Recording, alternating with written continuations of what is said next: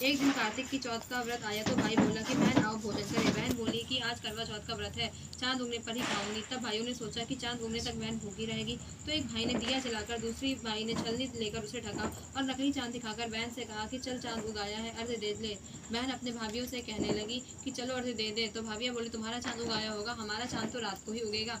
बहन ने जब अकेले ही अर्घ दे दिया और खाने लगी तो पहले गिलास में बाल आ गया, दूसरे गिलास में कंकड़ आया और तीसरा गिलास मुंह की ओर किया तो उसकी ससुराल से संदेशा आया कि उसका पति बहुत बीमार है, जल्दी भेजो।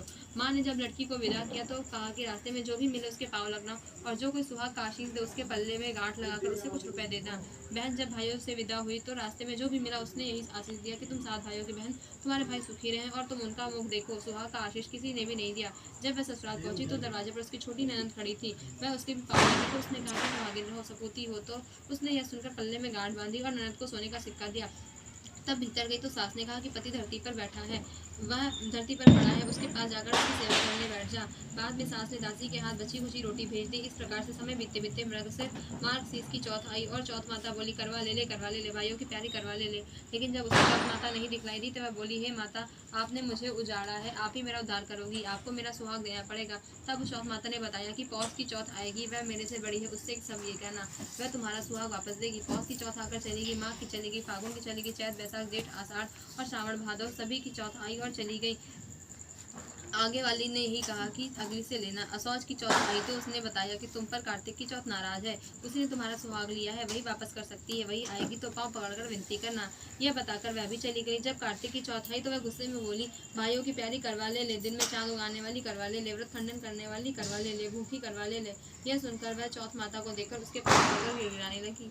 हे चौथ माता, मेरा सुहाग तुम्हारे हाथ में है, आप ही मुझे सुहागिन करो। तो माता बोली पापिन हत्यारिन, मेरे पाँव पकड़कर क्यों बैठी है। तब वह बोली मुझसे भूल हो गई है, मुझे क्षमा कर दो, अब भूल नहीं करूंगी। तो चौथ माता ने प्रसन्न होकर आंखों से काजल, नाखूनों में से मेहंदी और टीके में से रोली लेकर छोटी उंगली से उसके आदमी पर छिटा दिया और वह उठकर बैठ गया और बोला कि आज मैं बहुत सोया। तब वह बोली क्या सोए, मुझे तो 12 महीने हो गए, अब जाकर चौथ माता ने मेरा सुहाग लौटाया। तब उसने कहा कि जल्दी से माता का पूजन करो। जब चौथ की कहानी सुनी, करवा का पूजन किया तो प्रसाद खाकर दोनों पति पत्नी चौपड़ खेलने बैठ गए। नीचे से दासी आई, उसने उन दोनों जाकर बताया। तब से सारे गांव में यह बात प्रसिद्ध हो गई कि सब स्त्रियां करवा चौथ का व्रत करें और सुहाग अटल रहेगा।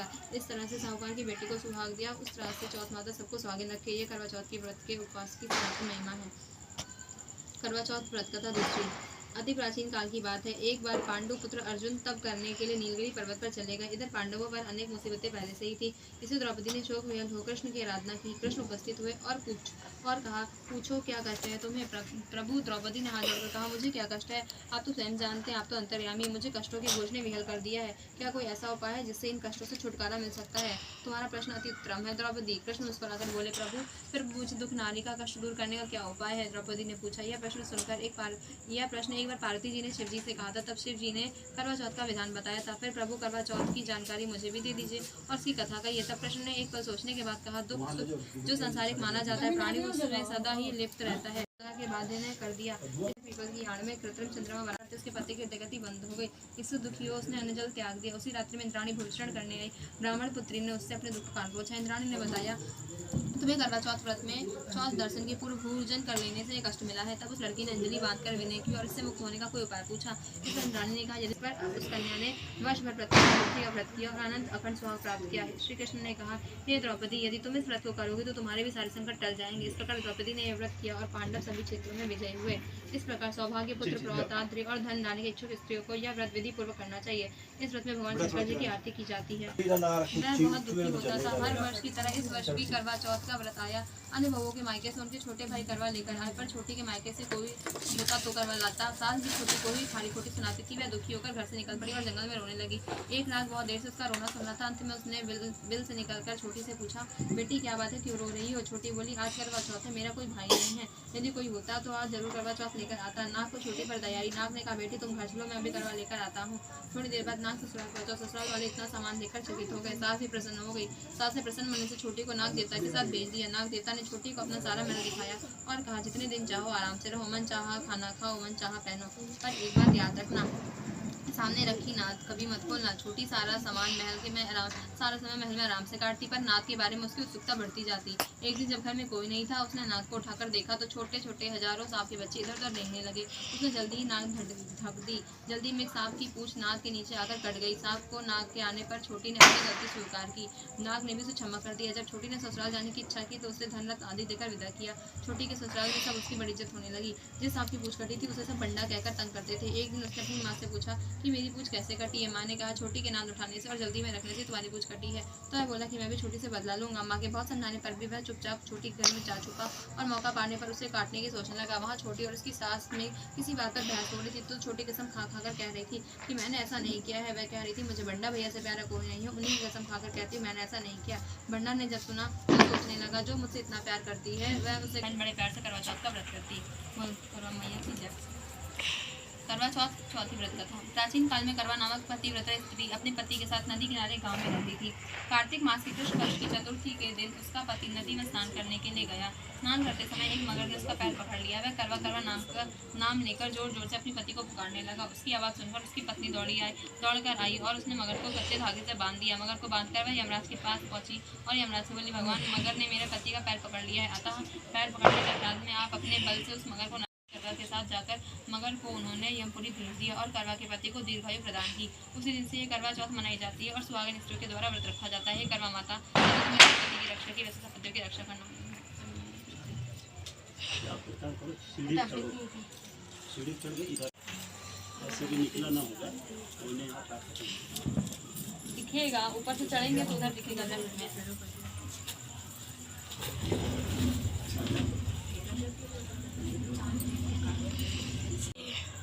मोहित लिया था स्पीकर।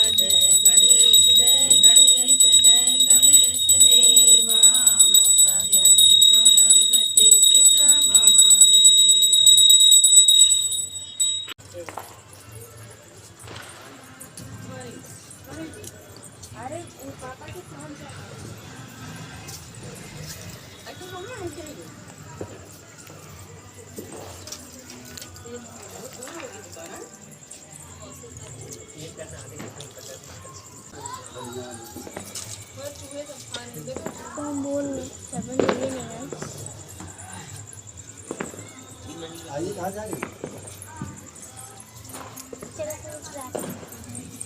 वो तो पहले ही बनाने लगा। अरे क्या हो गया? हमको तो मम्मा बताएंगे।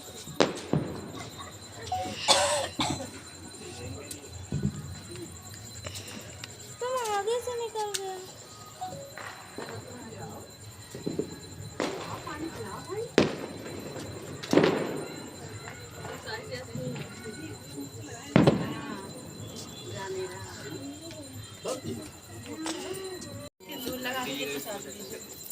अरे हम तो अच्छी नहीं फोटो नहीं आती है। हेलो आती है, हर एक बात होती है।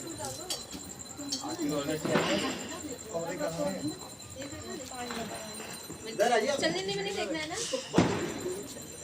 बस पूजा आ जाए मैं फोन कर रहा हूँ ठीक है भाई फिर चलने में चलिए देखना ना हमको नहीं चलिए देख लो कम चलिए देख सकते हाँ,